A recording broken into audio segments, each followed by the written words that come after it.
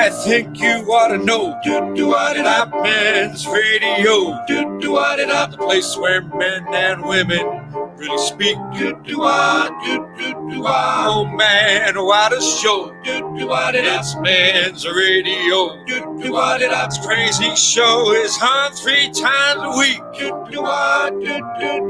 Now Russ and Phil are there to help with all your cares. We laugh, we cry, we talk like grown-ups do.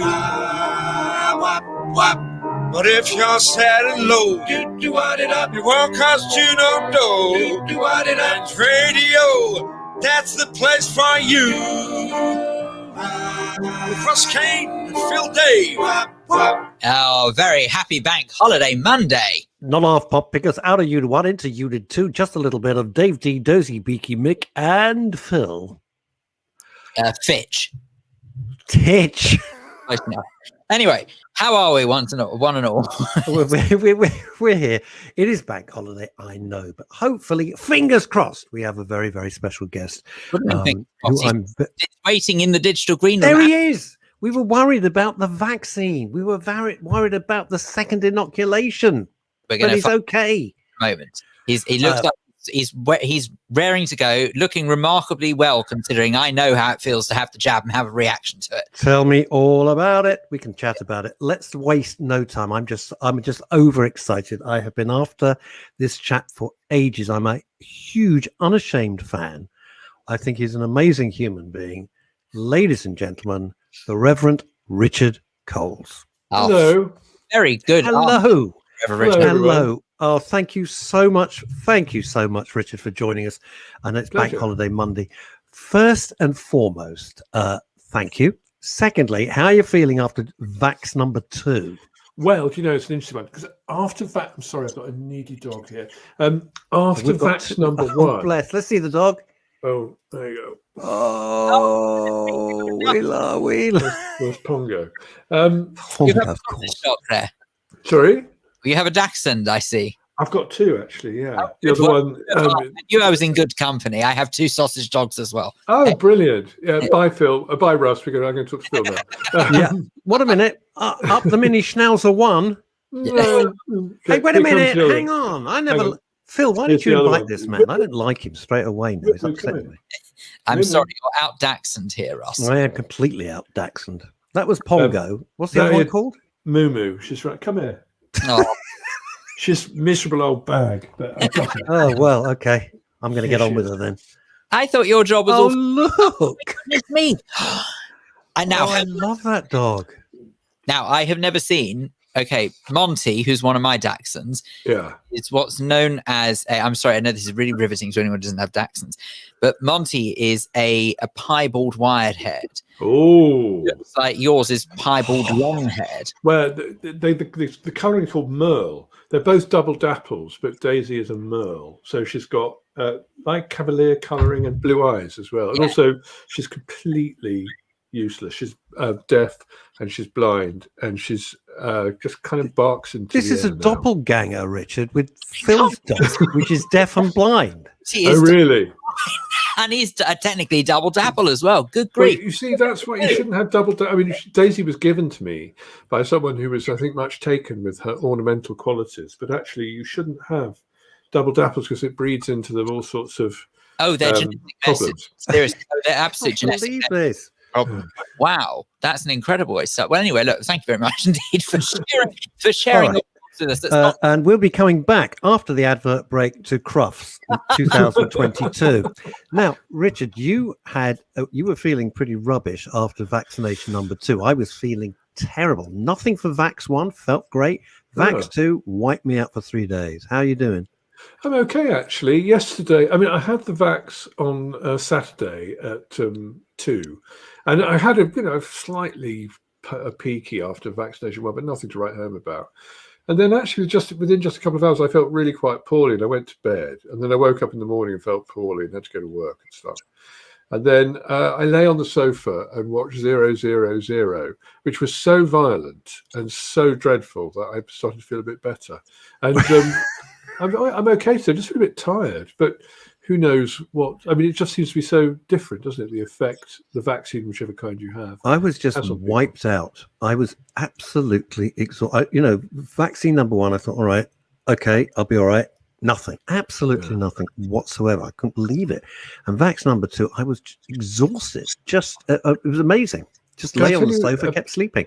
Can I tell you a pleasing anecdote? Please do. So I went for my vaccination. I was vaccinated by my GP, who is a chap called Charles Spencer. And Charles Spencer and I went to the same kindergarten.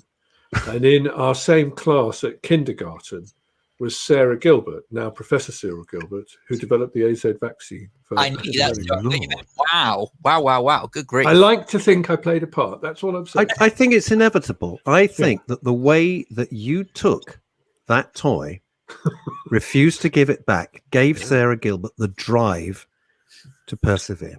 I think that's the way to look at it. I said to Sarah, it may be a sandpit and a bucket and spade today, but tomorrow it's going to be gene level medicine. And I think that was probably the thing that switched. That was extraordinary. Were your parents impressed with your vocabulary at the age of 3, or? I was a rather garrulous child, that's for sure. And I think I did perhaps rather, I used to use words that I didn't understand.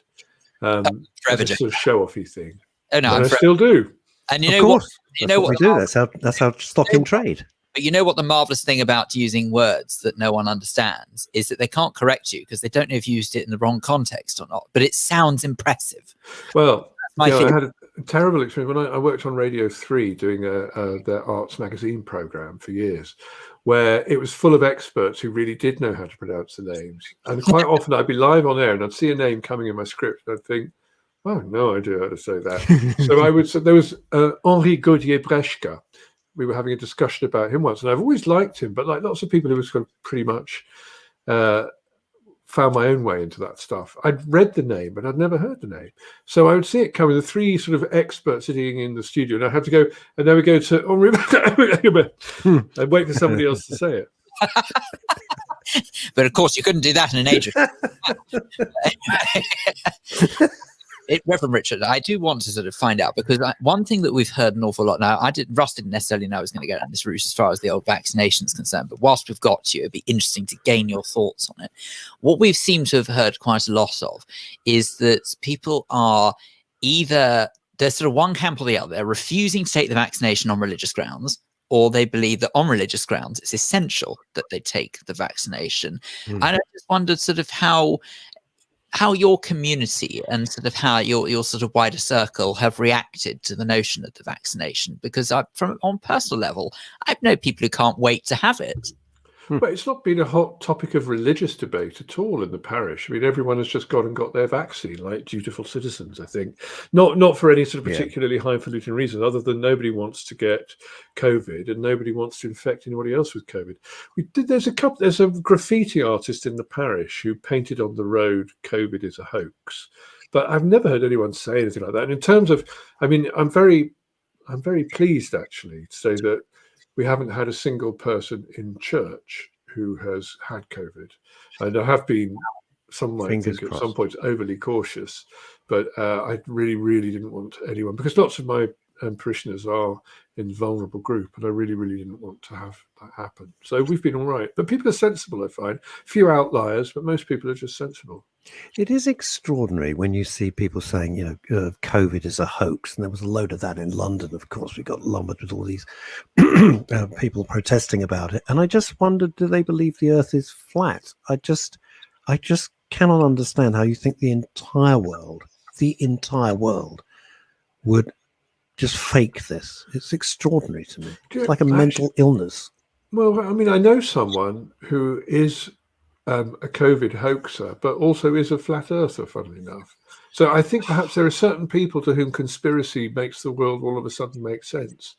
And if that's so, then it's perhaps not surprising. And if it's not one thing, it's another thing, or both things. But do you think people like that should be denigrated or almost pitied? No, because I sort of think to myself that it obviously brings those individuals who do think like that some sort of comfort to feel like that or to think like that. And as long as they don't necessarily cause harm to somebody else for their views, I don't think necessarily have a problem with it, I don't think. Yeah, well, it's people make sense of the world as best they can, and if you're a religious person, of course, it's very often you that people would look at as the person who's being preposterous, and I do get it, but everyone you use the tools to kind of use what makes sense for you, and provided that. I suppose the test is if you kind of measure that against other people's experience and it kind of lines up, or do no harm. But there you go. We live in a pluralist world, don't we? See, the thing, and kind of people can. It's a free country, and if people want to believe that if you wear a hat made out of baker foil, you'll be spared from having your brains fried by 5G. They're free to do that, aren't they? I would challenge it, but they're free to do it. It's what I've always admired about you, Richard, is that you are very, I'm going to say golden-hearted. Do you know what I mean by that? You're big-hearted. Because here's Sue Cressman, one of our listeners, saying this. It's so upsetting to hear the graffiti saying COVID is a hoax. My two friends' families who died would be so upset, as am I, when I hear such rubbish. I just get the red mist comes down on me, and I have no empathy with these folks at all. I wish I was more like you, but I'm the diametric opposite when it comes to that. I just think they're ridiculous and harmful, and in some ways dangerous. Well, I wouldn't actually argue with Russ. I think you're right that they can be all those things, but they are also people who have their anxieties and their sense of kind of wounded dignity. And one of the things I love about being a vicar is that I have to sort of try to be decent to everybody. And one of the great lessons of my life has been learning to try to be decent to people with whom I fundamentally disagree. And it's a daily discipline, and it comes at a cost sometimes, but it's an interesting one. How important has your religion been to you throughout this pandemic? Because from my perspective, I just make it very obvious, I follow the Reformed Jewish faith, and I have found it an enormous comfort, because it's sort of just the one, I suppose, link to normality that I've got that hasn't necessarily been taken away. Yeah. But I know others have sort of almost, actually, curious enough, actually, I think there's been an uptake in people turning to religion over the last year or so. I've heard it said. I wait to be persuaded of that. I mean, in one sense, it made no difference at all. My church, I'm looking at it now, was built in 1348, and you can see where work stopped when the Black Death arrived. Wow. So I am not the first vicar of Findon to have been vicar during a pandemic. There's been a few, in fact. So in one sense, it's not exactly business as usual, but we've been here before. And in one sense, we just carry on doing what we're doing. It's been difficult because we've been locked out of the building for some of that, and that's been without precedent, I think. But it meant that we just exported what we do to beyond the churchyard. So we set up a support team for the community. Every household in the parish has someone with a name and a number they can phone if they need anything, prescription, shopping in lockdown and everything. And also we've been able to pick up people who were normally being looked after by kind of statutory bodies that were no longer able to do that because of lockdown. And it just worked really well, but with the kind of parish where that just happens anyway. We're very close-knit, we're not very big, and everybody knows everybody. So in that sense, we just sort of exported a lot of our energy to the field rather than to HQ, if I can put it that way. Yeah, that makes perfect sense. And I think it's also my religions tend to be, for all their flaws, tend to be kind of good at relating to communities. And in Findon, there's us, and then down the hill there's the independent Wesleyans as well, the competition, to me, except we're not competitors. But most of, our job is likely to organise the natural goodwill of people, I think, and not to get in the way too much. And I'm sure that's same as synagogues, mosques, temples, stakeholders in community. And I don't think that's always given the credit that it deserves. Yeah, I think that's true. And you've put it in a very eloquent, as we've all come to expect from you, a very eloquent and articulate way. Your book, which fascinates me, I've had to do, for personal reasons, lots of interviews and things about grief myself. And my last interview, I wrote. They said, "Could you write a whole article?" I said, "Yeah, okay." And the phrase I really came up with, and it's almost like line of duty, isn't it? I came up with, "There's no statute of limitations on grief." And the only advice I ever got from a grief counsellor was 1 day is too short and a lifetime's too long. The rest of the grief counselling was a total waste of time. Your book, The Madness of Grief, has really touched a lot of people. And it was a brave thing to write. Was it cathartic for you, or was it very difficult? Not cathartic, no. I felt compelled to write it, and I think it was partly because when David died, like lots of people who lose someone, I just wanted to hang on to as much as I could, because I could feel it sort of slipping through my fingers. I just wanted to grab it, and so for that reason, I wrote it down. And then it was followed very quickly by lockdown. And I think in lockdown too, what I wanted to do, as the world was already pretty strange, and then lockdown made it even stranger. I think I wanted to kind of, I don't know, hang on to stuff, get it down. And I didn't want to share your skepticism actually about much of what is said and written about grief, because it is not something that you master, and that there is no sort of certificate in grief management, I don't think. It's something, in fact, that happens to you. It's not something that you do. It's something that is done to you. And what I wanted to do was to keep a record as best I could of what was happening to me, because in that situation, I didn't want someone to tell me where I was going. I wanted someone just to would be a companion, to walk beside me. And the most memorable and I think encouraging and vivid conversations I had in the first weeks and months of bereavement, and now actually, were with other widows. Was it like that for you? Yes, it's like that for me. What do I need to know? Well, here's something practical you need to know.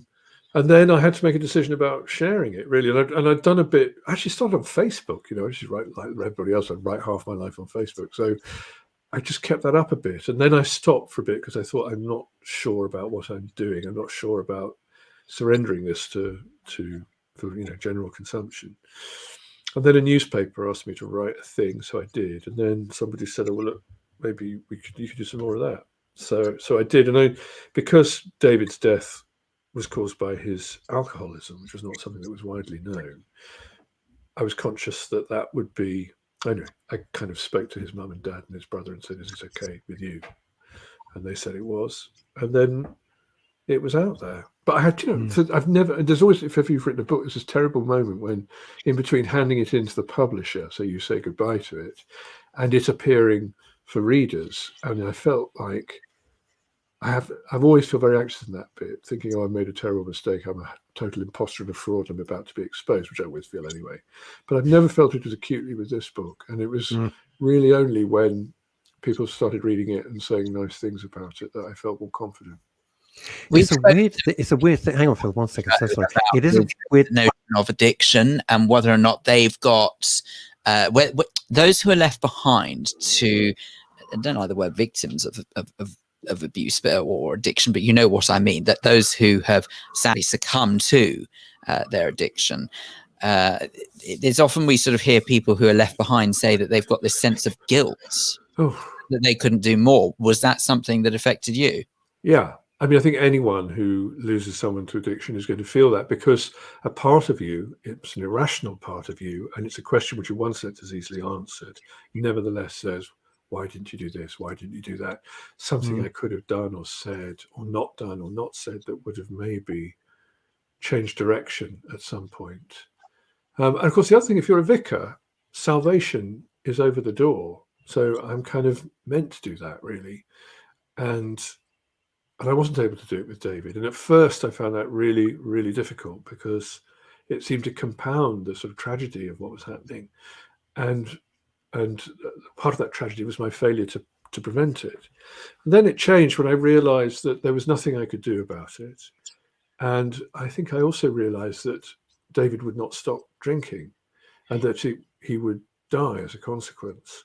And my job was not to make him feel any worse about that than he already did. That was the breakthrough for me. And then we were able to have a much a richer, more tender time with each other. Although when he did die, I was I couldn't believe it. I mean, I knew it would come, but when it did come, it completely took me by surprise. It is an extraordinary thing. You prepare. I mean, it's not. There's a huge argument, isn't there, Richard? Is it better that you have no knowledge, so somebody gets hit by a bus, something random, or when you can prepare yourself for months, even years, but certainly months? In my case, it was a long time. And even when that happens and you are prepared, it still takes your breath away, bizarrely. That you touched on something that I wanted to ask you, and I think I'm in a unique position to be able to do that out of me and Phil, fortunately for Phil, is, do you feel guilty as the minutiae of the memories fade? Yeah. I mean, I think one of my jobs is to be a custodian of David's memory.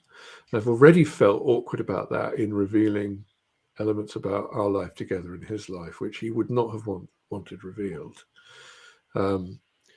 But on a level even before that, those sort of moral, ethical considerations, it's simply keeping him kind of current in the world, And I remember that, I'm sure, I'm assuming that you know what this is like, Russ, but it was a new feeling, something I'd seen other people have and read about and knew it happened. And then for the first time it happened to me, and it was when David's brother Mark, who I'm very close to, came down with his mate Clarkey to pick up.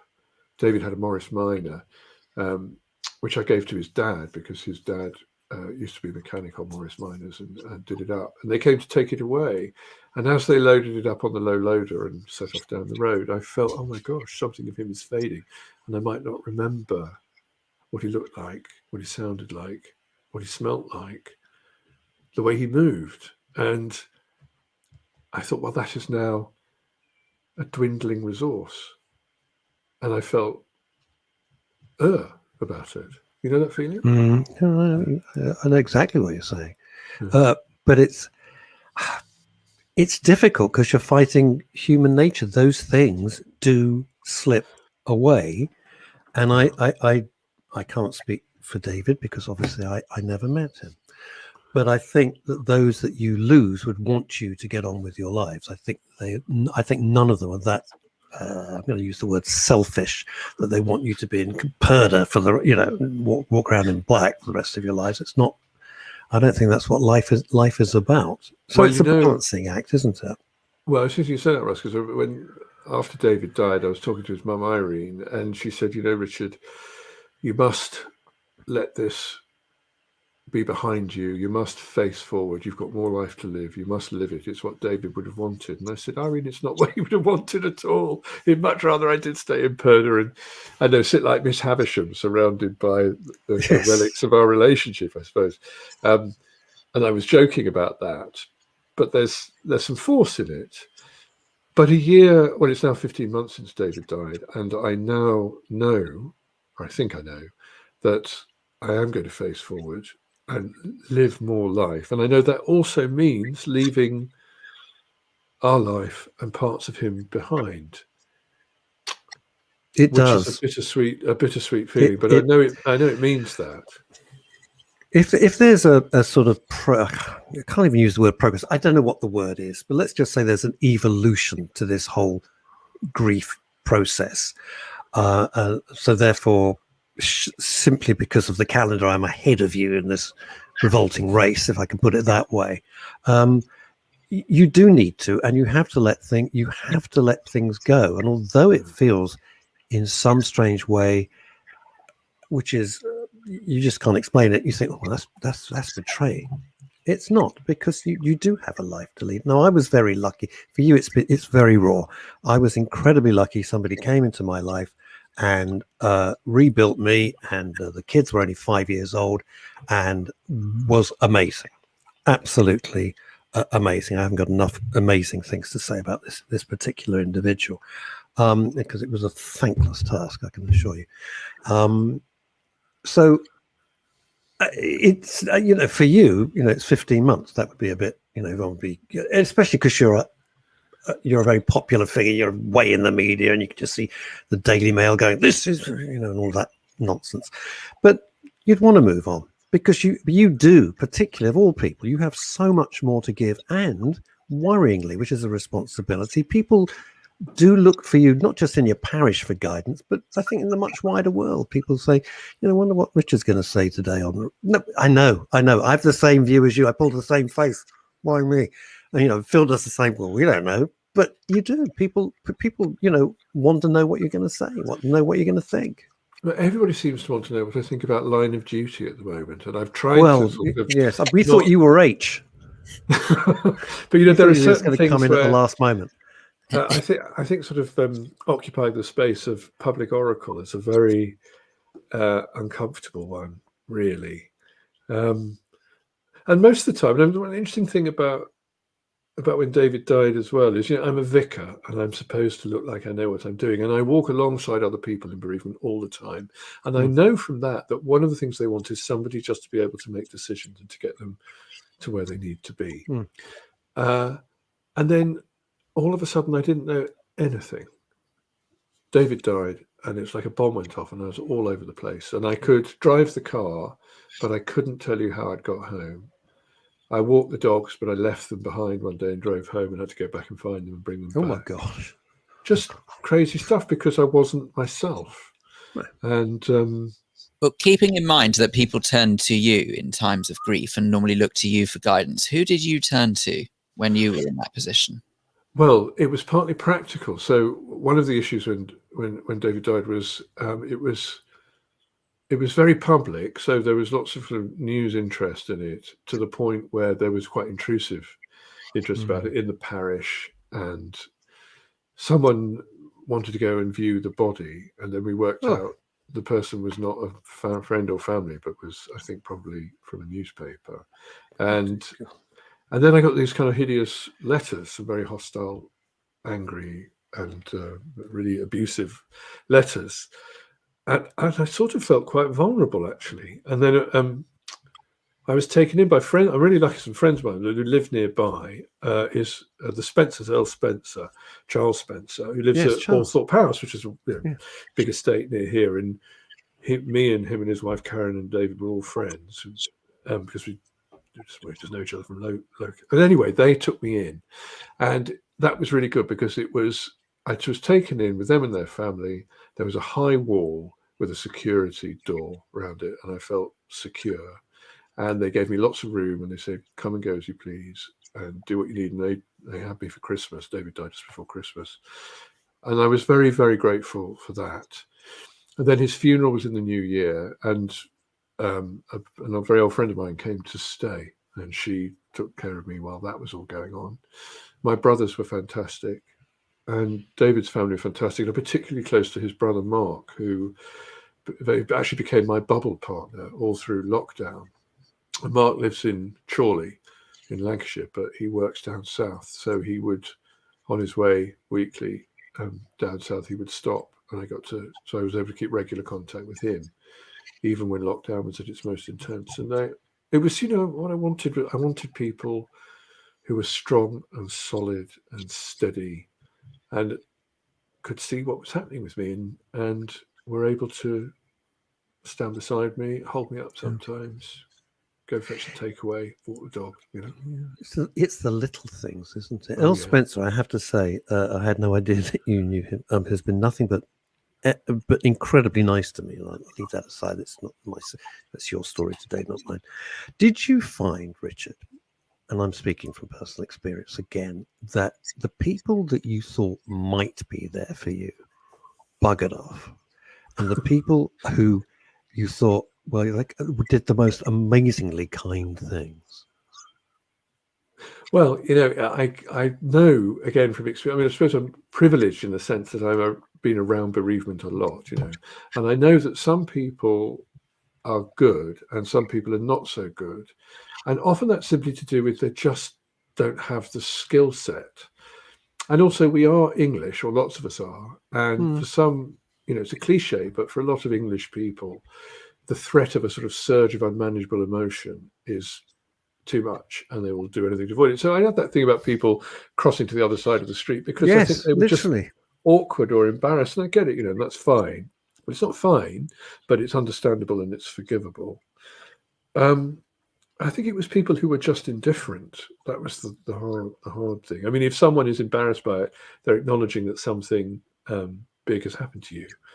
And it was when people were just, well, yeah, whatever, that was the tough one. But actually, because I've had this conversation with Ross before about this, and I know what Ross is going to say, because he would not forgive someone crossing the other side of the road. That I don't style at all.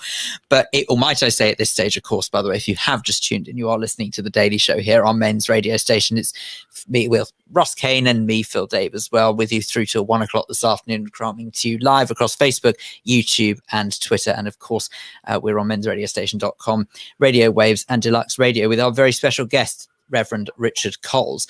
Now, Richard, there's one thing that sort of I've said before on this program when we've spoken about grief, and that is that I'm quite relieved that you do recognize that some people are better at handling it than others, because from my perspective, I know people who have lost people that they're very close to, and I sort of clam up.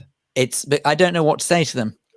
Yeah, and that's a pathetic excuse. I know it's a pathetic excuse, but it's justification for many, and it's certainly justification for me as to why I think that I would be better off leaving someone to it and letting them be around people who are stronger and more able to handle those sorts of situations than me, because I wholeheartedly believe I'd make it worse for them. Well, you might be right. But what I would say is find a form of words or a gesture that you could just say, I'm really sorry this has happened to you, and I acknowledge this is bad for you. And then you don't have to be around them if there are other people around them. But the other thing is, you might say something which could make them lose it or cry, but that's not a bad thing, actually. That's okay. Yeah. Better I mean, I'll than tell you something else. I tell you what, Phil, dig into the tradition of your forefathers, because one of the best person I found was my friend Jewish Katie, who came up from Temple Fortune with literally tubs of chicken soup and kneidlach from Harry Morgan's, and arrived and bestowed upon me the great gift of chicken soup, and then sort of busied herself organising my life and getting things into order. So a very great advert, I think.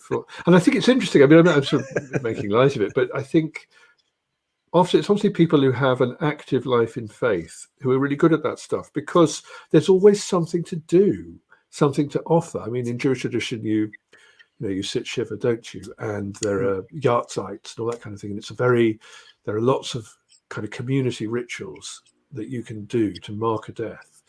Same I find with Irish Catholics. They're very good at that stuff too. I just say, for those, by the way, listening, I don't take it for granted that someone listening would know what a yahrzeit is. So just to let you know that if you don't know, that is actually the anniversary on the Hebrew date of someone who has died, and you light a memorial candle for them. And that is for the rest of your days. You do that every single year on the Hebrew date anniversary of that person. That's what yahrzeit is. But there's actually one thing that I am mightily impressed with, that I have respect for different religions in the way that they handle loss, because I think Judaism handles it quite well in the sense that they insist on following very strict rules to make sure that the painful part is as quick and as out the way as possible. So in other words, we will bury our deceased within 24 hours, and that is a deliberate thing to do. On many accounts, first and foremost, it is actually because there is nothing more sacred than as someone who has passed, and as a result of it, you don't want any harm to come to them. So to ensure no harm comes, we bury them to protect them within 24 hours of dying. And then the other reason as well is so that it doesn't hang overhead, it's so it doesn't sort of drag on. Because I was quite fascinated when you said that when David died before Christmas and yet his funeral was in the new year. And I wonder how that must have made you feel, knowing that was hanging all the way over Christmas and New Year period. I know it would never have changed anything whether the funeral had been before or afterwards, but I wonder how it made you feel knowing that was coming up and that was how you were going to start your new year. Well, it was logistically difficult in the first place because trying to organise florists and caterers in the gap between Christmas and New Year was a bit of a nightmare. But actually, Katie sorted all that out. She was brilliant with that. But that's not unusual. So in my tradition, and also it's the sort of custom of the house to have a gap of a week or a couple of weeks or sometimes longer between death and funeral is quite common. I would much rather follow Jewish and Islamic tradition and do it within 24 hours because I think there's this awful sort of limbo in between when you're. It's not a good place to be, actually. That's right. And also, I had tough stuff coming because it wasn't just David's funeral, but we had 5 dogs. We had 5 Dachshunds. And I knew when David died that I wouldn't be able to look after 5 Dachshunds on my own. So I had to make the decision to rehome 3. One went to his mum, one went to his brother, and one went to our dentist, and who's also a friend. And that happened on the day of the funeral. I wanted all the bad stuff over on the day. So David was buried in the afternoon, and then at tea time people came and took the dogs away, and that was the worst thing because that would be David's hard. death was inconceivable, but losing the dogs and seeing their little faces in the back of the cars as they drove their new lives was really tough. Richard! Yeah. Wow! If you put that in a film, everyone would go, "Oh, that's just too much." Too much. Script writer going to completely tonto there. Can I come back to something that you said, which intrigues me and upsets me on your behalf? I don't mean I'm upset with you. The opposite. You said you got a lot of angry letters. What were people angry about? Well, the usual, which is basically that David and I were a same-sex couple, and lots of people, especially religious people, well, some religious people, find that an intolerable thing. And so David dying, I opened one letter which began, "I can't begin to tell you how glad I am to hear that your partner has died." Oh my God. That was the sort of pithiest way of putting it. Quite a lot of communication from people from other clergy, well, 1 or 2 from other clergy who, there was one I remember who's another Anglican priest who said that while it was obviously very sad that David died, I must understand that in no way were he or I fit to be representatives of the church.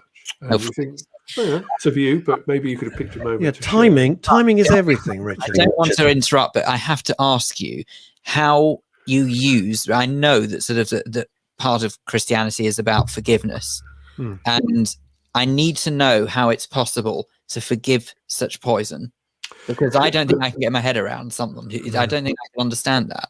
Well, the first thing I tell you is that it didn't hurt me because I'd been hurt by David dying. You see, that was what was happening. And so these hostile messages arrived and they were like paper darts. They just glanced off me because I was dealing with something that was real. I was slightly curious sometimes about the state of mind of the people who were writing it. And it got a bit more serious because the police got involved because there were 1 or 2 that were criminal. And so there was an investigation and stuff. And that escalated a little bit. And I hadn't really wanted to do that because I just wanted it to go away. But the inspector said, listen, you might be able to deal with this right, or think you might be able to deal with this right, but you might not be dealing with it well. And also, they might be doing it to other people too, so we need to stop them, which was quite right, of course. I've had that for a while now. So I think, a gay man growing up in the 1980s was in a pop band where we were openly gay in a much more hostile time than now, where we got beaten up more than once. So I think I'm not exactly thick. I don't want to be thick-skinned, but I don't let that stuff sour my experience of life too much. It's incredible. You see, it would get to my very soul, I think, if I had a soul, but it would get to me. I admire how you can do that. I love the phrase, they're just paper darts, because I was dealing with something that was very real. I think a lot of people can take a hell of a lot from that. I'm glad you brought up communards, by the way. Was that a wonderful? I know you've asked this 1,000 times. I really didn't want to go down it, but now you're here. That's right. Did you thoroughly enjoy that, or I enjoyed fell into it? Or? I completely fell. I was just really lucky. maybe an element of judgment on my part that I managed to hitch my wagon to Jimmy Somerville in the 1980s, who just happened to be one of the most distinctive and most talented singers you could ever hope to meet. So that was great. An extraordinary person, very, very charismatic, amazing guy. So that was good because no one was going to buy a record for my piano playing, I don't think. But so that was really good. And much of it I enjoyed. Some of it was a bit fierce. Some of it was extremely difficult. But I wouldn't have missed it for anything. And I look back on it now with this enormous gratitude, really. One or two regrets, but mostly gratitude. When you say difficult, only if you want to, but could you expand on what you meant by that? Well, partly, I mean, if you're in a pop band, and this was the 1980s when success was so transforming. I mean, for a start, you were much more richly rewarded then than you are now. Oh, yeah. So I think I was on the dole, and then all of a sudden it was Concord and, posh hotels and that kind of thing. Also, your standing in the world changes very dramatically, very quickly. So everyone's pleased to see you. And chances are they're probably going to agree with whatever you say or say yes to your requests, and you get used to that, and that can be quite corrupting. The hardest thing actually was managing my relationship with Jimmy, because it's a very intense relationship if you're in a duo. I was the so-called clever one who could do the music and all that kind of thing, and Jimmy was the one actually people were really interested in because he was he was a star, and being close to a star is sometimes quite difficult because they burn so bright and they burn you sometimes, and you lose yourself sometimes in their brilliance. And I'd be fine with that now, but when I was in my 20s, I wasn't so good with it, and I felt very kind of envious sometimes, and it made my relationship with Jimmy quite difficult. It was already because Jimmy's quite a difficult person, and we were very different. I came from a middle-class public school boy, middling and privileged background, all the rest of it. And Jimmy came from a sectarian tenement working-class background in Glasgow, unbelievably tough. So our assumptions about life were completely different. In lots of ways, creatively, that worked for us because I think discovering each other's difference was quite interesting and lively. But it also meant that we didn't have a lot of resources for dealing with differences when they came either. And Jimmy, who'd had to fight for survival, really, most of his life, he only really did nuclear war. So in the event of a disagreement, you couldn't negotiate or kind of just have conventional warfare. It would just be, bombs. That was all he had. Which is quite frankly a snapshot of what we have today, really, is that kind of polarization. But it seems to have just gone exponential now, that kind of polarization between people having a sort of a reasonable view stance on the world and how they react to certain situations. I think that's right. I mean, one of the, I think most, for me, kind of alarming realities at the moment is how centrifugal everything is. I make mistakes sometimes of following controversies as they explode on Twitter, and you just see people flying away from each other, and this absolute kind of iron-hard Puritan indignation at the rightness of their view is being challenged by a different view, and no attempt to engage, no attempt to negotiate, no attempt to work out how we might find a common interest and serve that. I mean, sometimes you can't actually. If I was living in Germany in the 1930s, I wouldn't be looking for, common ground with Nazis, but we're not in Germany in the 1930s, although sometimes I think we're tipping towards it in some ways. But can I just say, it's curious you say that about finding common ground with Nazis, because actually I think this is going to sound really controversial, so heaven help me, I know full well what people are going to say to this, but actually part and parcel of that is sort of where we're going with this, is what I'm talking about, this sort of this split and finding what divides us. It's actually, there's always common ground somewhere, always. Now, you might not necessarily agree with other people's political stance, but the way I look at it is that there was obviously something, for whatever ridiculous reason, that those who followed the Nazi propaganda and the Nazi way of thinking obviously had an issue with people of Jewish faith and other minorities as well. Yeah.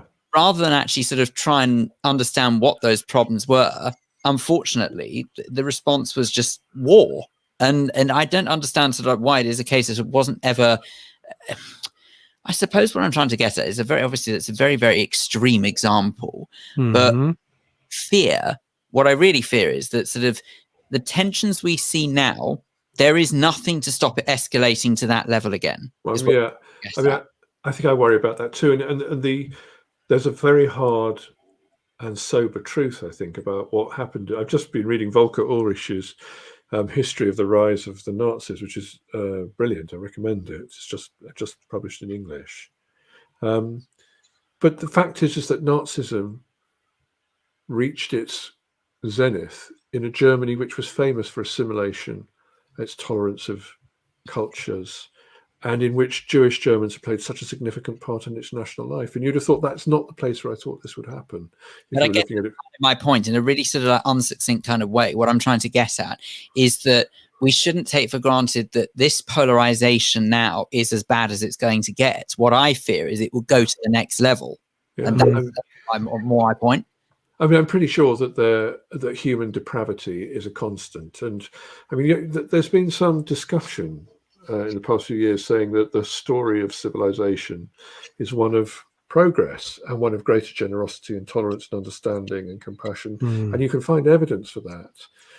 But I also think it would be premature to say that human depravity and a lapse into violence and hatred is no longer a threat, because I think it is. I think it's a huge threat. You know, Richard, what always summed up in just one tiny little scene from a film, what you've described about the most unlikely setting for industrial scale murder and depravity and violence on a scale never before witnessed was in Spielberg's Schindler's List.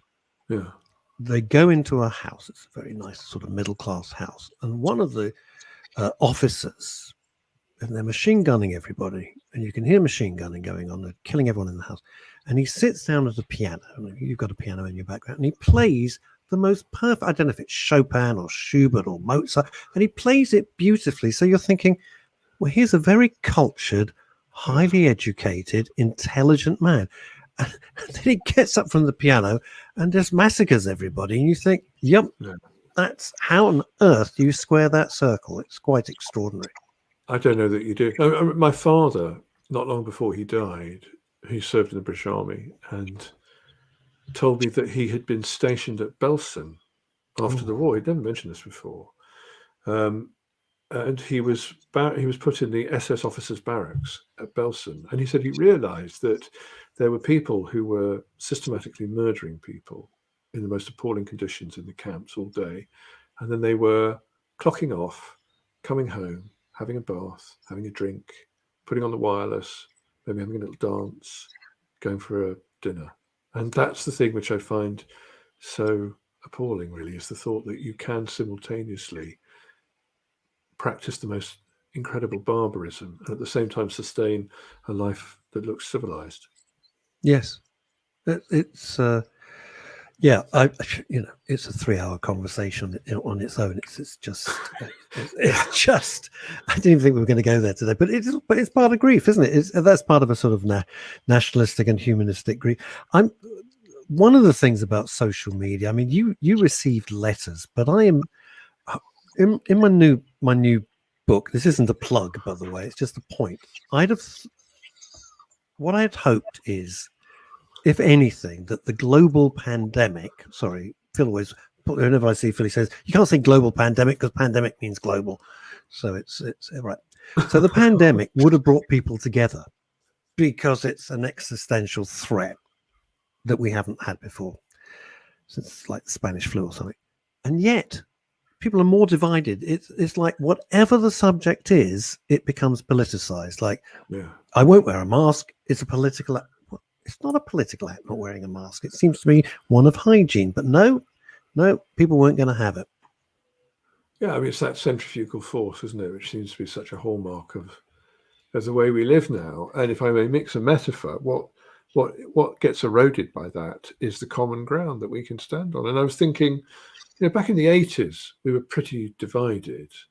I was in London. I arrived in London in 1980, Margaret Thatcher's first government in 1979. And I remember the world being bitterly contested and fought over. But there was still a sense, I think, that there was a common, maybe I'm sentimentalizing this with nostalgia, I don't know, but there was a sense that there was a kind of common ground, that we shared a culture, and that no matter how divided we might be over politics, there was still a sense that we had a common interest, a common identity. I don't know. And I find now, perhaps it's because much of this stuff happens on social media, which has no history and no memory, that it doesn't have the checks and balances, if you like, that would normally apply when we disagree. It just flies off into endless aggro. And it's important because so many people take their sense of the world from it.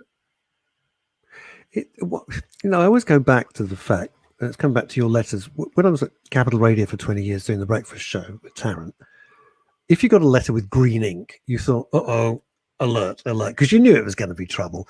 And it was bonkers. You'd read the letter, it was just mad. Literally, it was just madness and conspiracy theories and God knows what. It was just absolutely potty. But you knew that.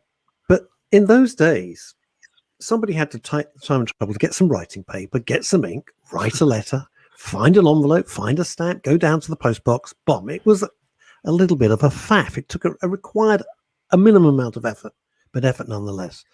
Now, we don't see the green ink because it all comes up in Helvetica 8 point or whatever it comes up in, and you think, oh, this is a rational person. And we're not allowed to think, you're just completely potty. Yeah. And there's no triage, is there? By the time you would have something reach you in print, you'd read about it in a newspaper or a journal or a magazine or something, it would have been through a triage of quality control. Now there's none of that, and so anyone can put up a website that looks plausible and say anything. And if you don't have the sort of critical filter, if it doesn't pass through a critical filter, it's sometimes hard to know, isn't it? Here's an interesting truth which I found out only yesterday. Green ink was originally to signify a high-ranking military person. So if you received written orders from a high-ranking military person, it was written in green ink. Did you know that? I did not know that. But I will counter your green ink with my purple ink, because I try to write in purple ink. The reason being that the man that I is one of my design heroes, Enzo Ferrari, and Mr. Ferrari only overwrote in purple ink. And I thought, well, if it's good enough for the guy who created like the most beautiful cars in the world, that's good enough for me. That's good. I shall take your green and purple ink and I'll send an email instead.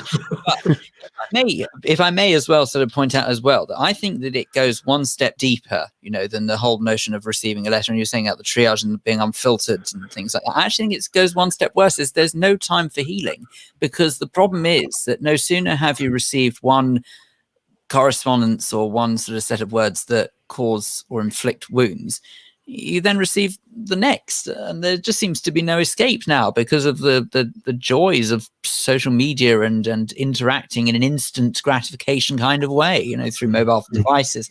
There's just no escape, and I think that's damaging. Yeah, and I think one of the issues is, and I know this from my own experience, is that Twitter and social media generally have kind of grown exponentially and have far outstripped our ability to evolve an etiquette to do it, a sufficiently robust and bespoke set of ethics in which to govern our interactions with each other.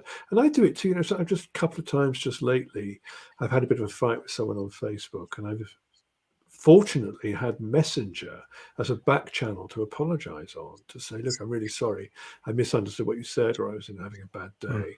And it was okay. It's much harder to do that on Twitter because it's a bear pit, isn't it? And it's nuance and tone.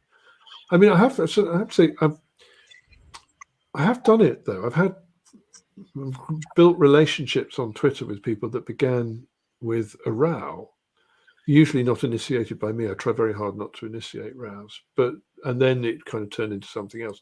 I think it's the road rage principle. You hate the other driver until you actually catch their eye, and then it's a person, and then all of a sudden, other factors. It's a human being. It's not the car.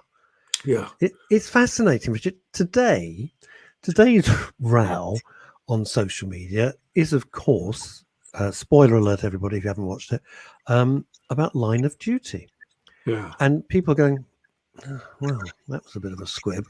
And David Ryan, who's one of the stars of The Bay, who I have a sort of daily chit chat with. I've never met him. I just thought The Bay was a marvelous police procedural series with some great acting. And he said, "Oh, come on, everybody, you've loved it. Why are you turning so nasty?" And I suppose I wrote back. I wrote back and I said, "It's because we all invested, we loved it, we hung on every word, every scene was important to us, and we were so heavily involved in it."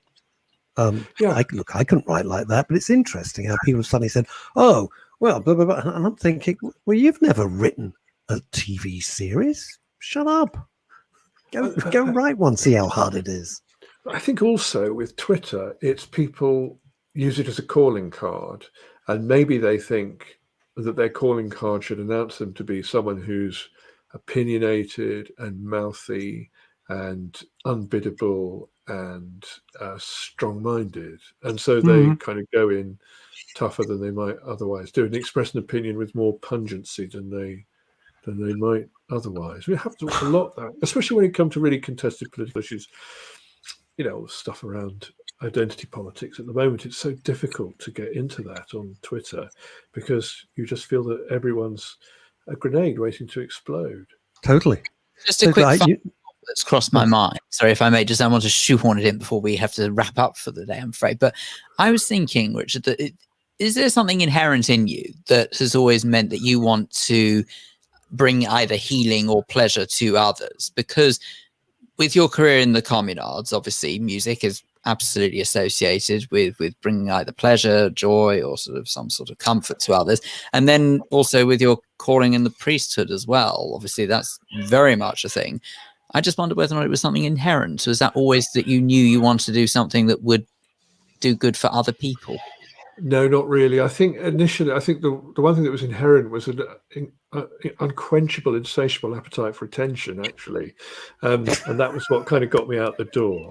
And then I think I've sort of learnt over time, partly because that took me into the gay community in the 1980s. And actually everything I learnt about community, which has been very rich in my experience as a parish priest, I kind of learnt then.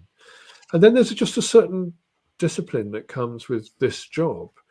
My job is to be, I hope, an agent of reconciliation, a custodian of goodwill, and a sort of dispenser of, I hope, sort of practical effort to maintain the pulse and the heartbeat of a community, and also to call out wrongs when you see them, and if you can. So I don't know, it's kind of, but it was really just self-interest at the beginning. I think that's extraordinarily honest and wonderfully funny at the same time. I think, Richard, this has been one of my most favorite interviews out of the thousands of film I've done ever. It's been absolute. It's been a treat for me. It's a treat. Now go ahead. Let's be commercial radio. Please plug your book because I know it's had great reviews. Oh, yes. Well, my book is called The Madness of Grief, a memoir of love and loss, and it's available in hardback from Weidenfeld and Nicholson in all good bookshops and through all good, and I hope bad, online retailers too. Richard, enjoy the rest of your bank holiday Monday. Thank you so much for joining me in Film Men's radio station. Really, really appreciate it. Pleasure. Really nice to talk to you. You. We wish you well. Bye-bye. Yeah, Bye. Bye.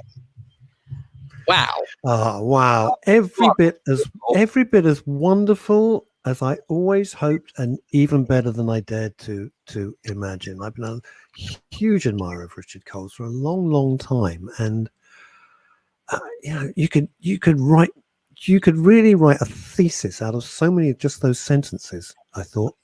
And I'm not waxing over lyrical. I really mean it. There was so much. I loved the way that through everything, he's just got this air of calm and stillness. Like you and me. Just like you and me. Absolutely. That air of calmness. Anyone who knows me is going, you gotta be kidding. Yeah, but the point is that I feel that people like that they should be prescribed on the NHS. I know. It's essential. It's absolutely essential. It really does help a really it's a weird thing. You know how non-religious I am. I don't believe in, for a whole variety of reasons, I don't believe in anything. But if I had him as a sort of spiritual advisor, I'd probably be a better person. Oh, there you go. Well, I might be a calmer person. Maybe Oh. that. And Ramsey says, next time Phil interrupts you, Russ, just think of Richard. And Bye, everybody. See you on Wednesday at midday. Bye, everyone. Bye.